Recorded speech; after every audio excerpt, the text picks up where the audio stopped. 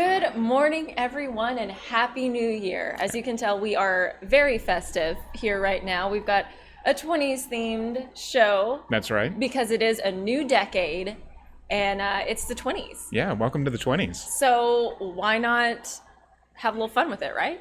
Absolutely.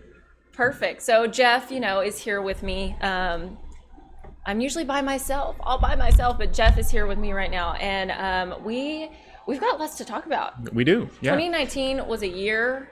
It was a year. We'll just say that. And then there's a lot going on coming up in 2020. So, man. Yeah, 2020 is looking to be at least as big a year as 2019. Yeah, if not bigger, because I think everybody's just super excited and pumped and ready for a new decade, a new do-over, I guess, maybe. Every year it's like Groundhog Day. Yeah. Just start over. Yeah, absolutely. I know that there were a lot of projects that were started in San Angelo. Yeah. Last year, Sports Next Level, the sports complex that is currently being built on College Hills. Yeah. That's they're saying that they're going to be ready by spring. Really? Yeah. I drove by there the other day, and they're like, all of a sudden, there was a big building there. And I was like, oh, man, okay. I remember over the summer going to talk to the owner. Ronnie? Yeah. And, at that point, it was just the little miniature golf course. Yeah. And, yeah, they're gonna have, indoor soccer training. They're gonna have all kinds of stuff. Like major players training kids. Yeah.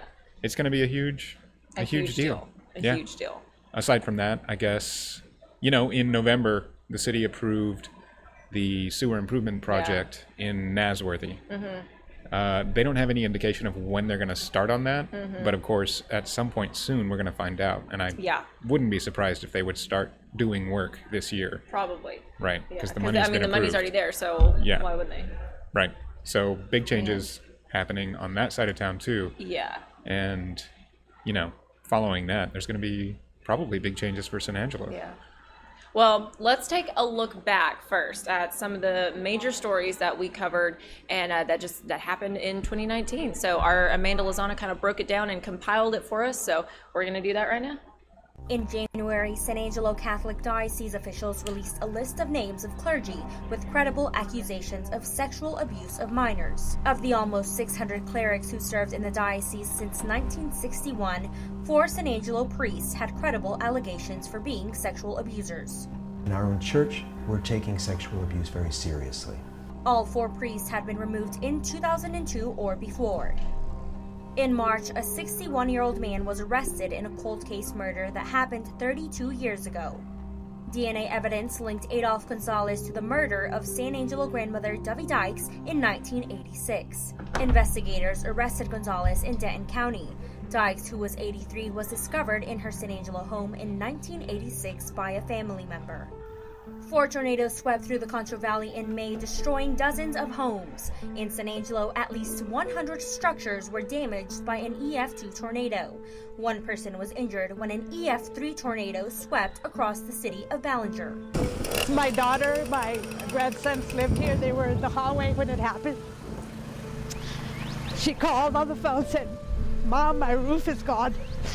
But they're safe. They're safe. Some affected residents are still recovering from the damage. Congressman Mike Conaway announced in July he will not be seeking re-election. After 15 years representing the 11th District of Texas, which includes San Angelo, the 71-year-old Midland native is retiring next year. One of the things I've told folks all along is that when I'm no longer in a leadership position, I'm coming home. 12 candidates are campaigning for the 11th District seat in Congress. And during the late summer months when the Concho Valley was under drought conditions, wildfires scorched several thousand acres in Irion and Tongreen counties. Those are the top stories for 2019. For News Connection, I'm Amanda Lozano.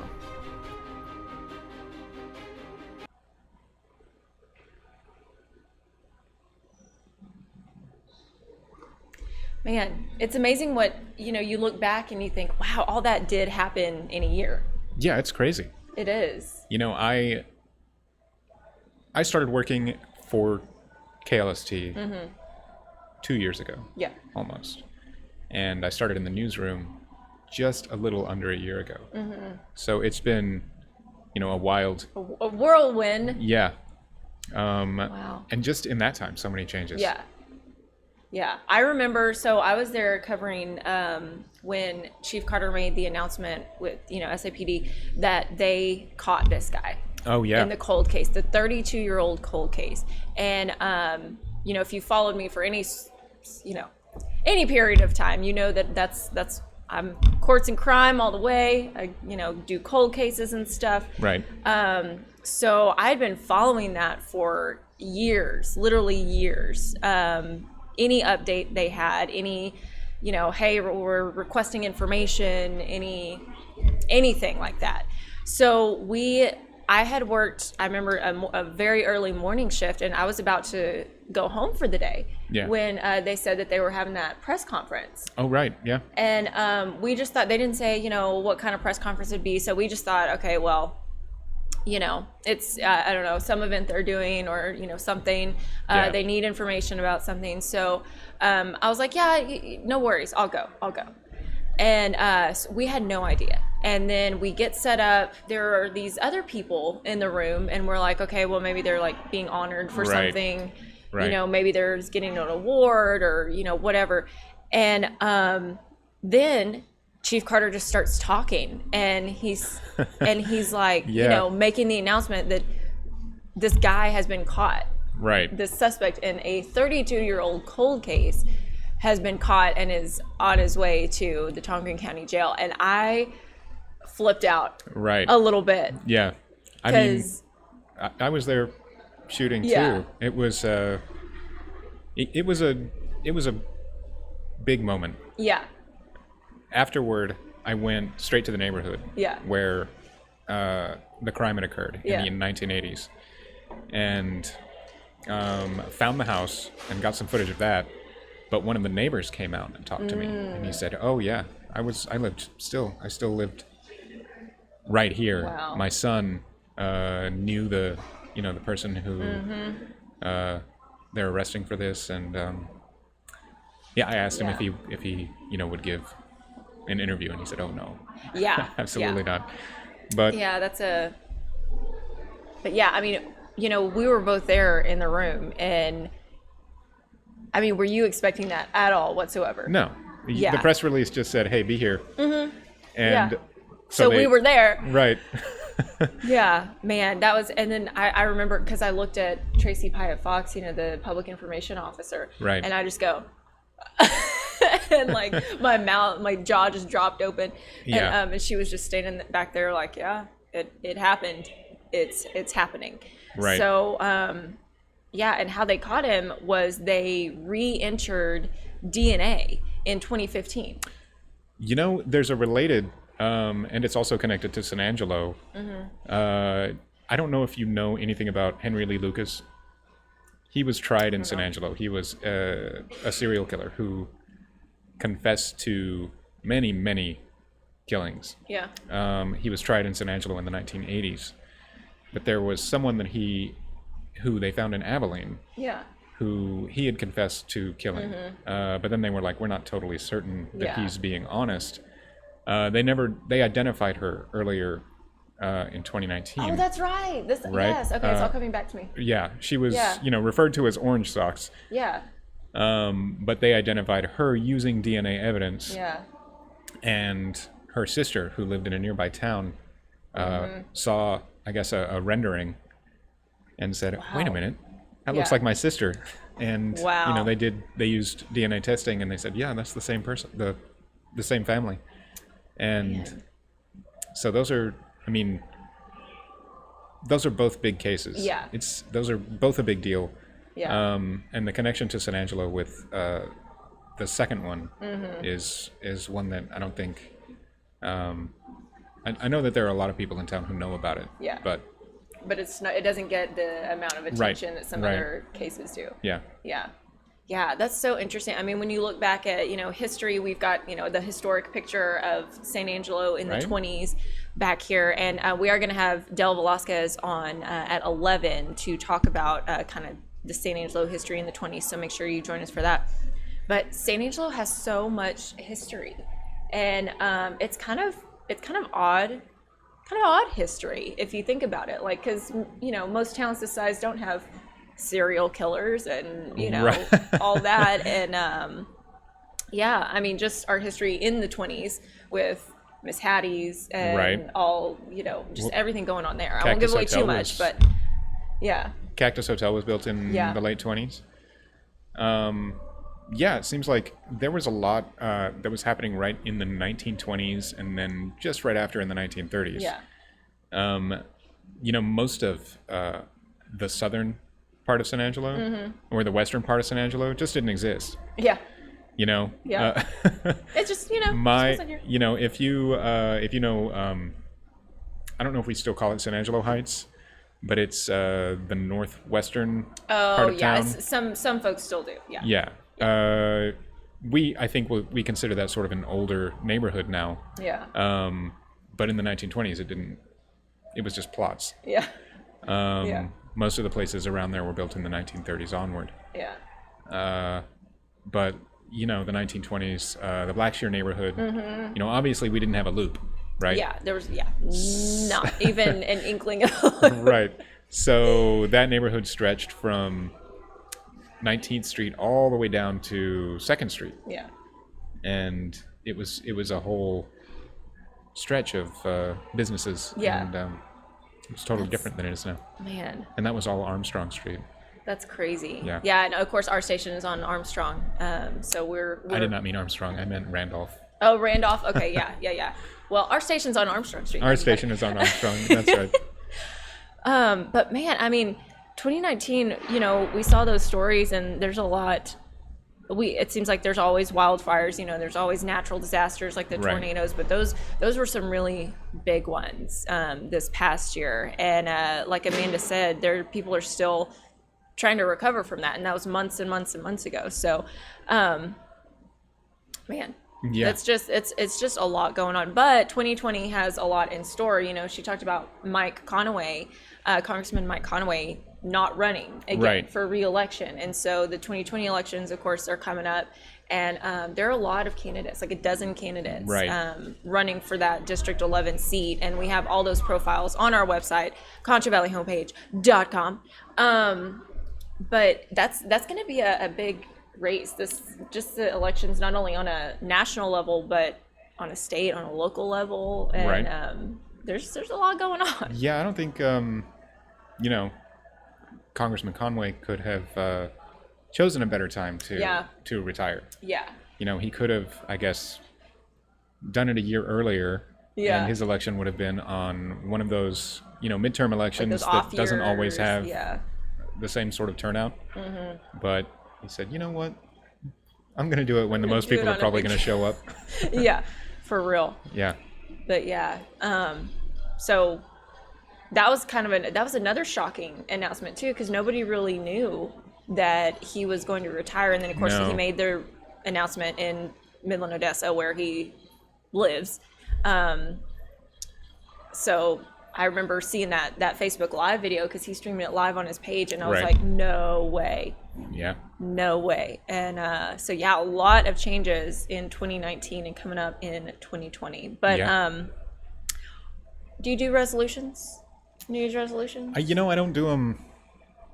Not really. Yeah. I used to, Yeah. and then I would feel bad for not sticking with them.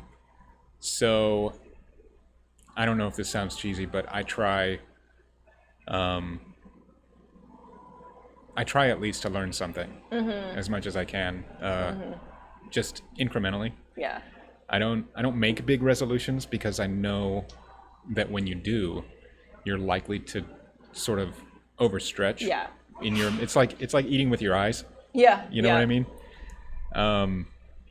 But I do have some goals for this year. Yeah. And most of it is related to learning technical stuff. So, Yeah, of course. He's so smart. And he like, Jeff, my computer's not working, and I freak out, and he's like, oh, it's this, do, and he fixes it. So yeah. Well, I'd be stranded if you weren't here. yeah, I mean, right now I'm learning something that's really challenging. Mm-hmm. I'm not just I haven't been doing programming or anything like Yeah. that for most of my life. Yeah, So it's so learning all of this right now is just sort of it's like stretching. yeah, Yeah. yeah, definitely. So that's, I guess, my resolution for the year. There you go. Good Yeah, enough at just that keep- that I can start Yeah. making good things with it. Yeah, I feel like resolutions. I don't know. I kind of stopped making them as well. I used to, and then I was like, well, why not just? Because I feel like we put too much pressure on that one Right. resolution that we make at the first of the year. So I switched to kind of making goals, throughout the month, Right. and each month kind of working on that goal and just progressing a little bit on that particular goal. And it seems to be working. I don't feel as pressured. Maybe it's just, That seems like a smart way to approach it. Yeah. Do you keep track? Yeah, I try to. So once I write it down in my planner. I'm a planner person. I have to have a planner, and I write everything down. So See, that's where I'm deficient. Oh yeah. I'm not a great planner. Well, I, I'm just kind of OCD about a few things, and Right. that's one of them. If I basically and my girlfriend definitely knows this. Yeah. I will find something that catches my attention, and then that's what I do. I just, my free time is dedicated to that thing, and then once I've either learned enough of it or gotten bored, Yeah. He's like, I do then another thing. On to the next thing. Yeah. That's funny. so having well thought out goals Yeah. would definitely be an improvement on that. It'd probably be a much healthier approach. I'm a list person. I just have to Yeah. write things down, and if I have it in list and a form and I've written it down, then it's just easier for me. That's how my brain processes it, and I feel like it's worked. So maybe that's That's good. yeah. Yeah. I don't know. So, related to resolutions, Yeah. I know that we just talked about Sports Next Level, but Yeah. every new year, I think about the fact that gyms Yes. receive a huge influx Yes. of membership at the beginning of the year. Yeah. And those people, a lot of times, will pay for a full year plan. Yeah. And all of the gym regulars have to deal with the fact that the gym is suddenly full all the time. But then it peters out by March. Well, okay. So there's a lot. There's a lot to unpack here. So I was at the gym yesterday, and it was like me and maybe 6 other people, on New Year's Eve, just like us working out, Right. And I think we all had the same thought. We were like, oh, let's enjoy it while it's empty, Uh-huh. but because it does get really, really crowded, so you have to like switch up your schedule to kind of miss the crowd. Right. But I will say I am very proud of all those people who go for it. Yeah, absolutely. Because that's a big part of trying to get to your goals and making those resolutions is just going for it. That can be the hardest thing. And it's scary. A lot of people, the gym is an intimidating place, Yeah. and a lot of goals are Yeah. intimidating. And so if that's you, I just want to encourage you, hey, get out there. You're already doing more because you're ready to go and you're doing it. So, Right. Yeah. And don't mistake us not making our own resolutions as saying that you shouldn't. yeah. That's, setting goals for yourself Yeah. and attempting to achieve them takes at least a measure of bravery Yeah. to say, you know what, I can change this. Yeah. I can do a thing that's different. Yeah. Yeah. It does. Yeah. So let us know your goals. You can message us on Facebook, our KLST page, our KSAN page. Each of our pages, we have our own pages. We've got, our app, our free app. So make sure you download that. But before we wrap it up, we are going to check in with Jay Martin, Oh, who does have a look at the weather. So in case you're headed out the door, here's what you need to know. Well, this morning it was a cooler start-ish. It was very mild. Some of us saw some 30s. Some of us mostly saw mid-40s, and we're going to continue to see clouds for everybody for this day out there for the beginning of 2020. We're only going to be warming up into the 60s, so not too bad, but because of all of those clouds, we're not going to see much of a warm up and much of a cool down even as we go into the evening, only getting into the low 40s again for tonight. But then a nice warm day on Thursday with mid 60s, some more sunshine coming through. But then Friday, we're going to see a cold front that's going to start to come through. That's going to bring us back down into those low 60s. And then a quick warm up Saturday and Sunday, 66, 71 on Sunday. So it is going to be pretty warm. All that air coming in from the south, plus plenty of sunshine. It's going to make it feel pretty warm. But we'll slowly see some cooler air coming back next week. You just got to get through this cloudy start to the new year. Well, thanks, Jay. Always keeping us informed. Thank goodness. Yeah. Speaking of predicting the future. Yeah, for real. Because, you know, I just walk outside and I'm like, do I need a jacket?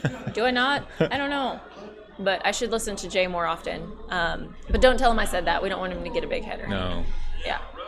But, I mean, man, that's our time. Thanks for joining me, Jeff. And any final thoughts for the Everybody new year? have a great year. Yeah. Yeah. Let's just make it great. Yeah. You know, new decade. If you don't have any resolutions, resolve to, I don't know, be kinder to somebody. Yeah. Yeah. Just be nice, help each other out. I think we're all ready for that kind of change. Yeah. Definitely. Yeah. Well, awesome. Well, that's it. Happy New Year, Jeff. Happy New Year. Happy New Year, everyone. Happy New Year. We'll see y'all right back here tomorrow morning.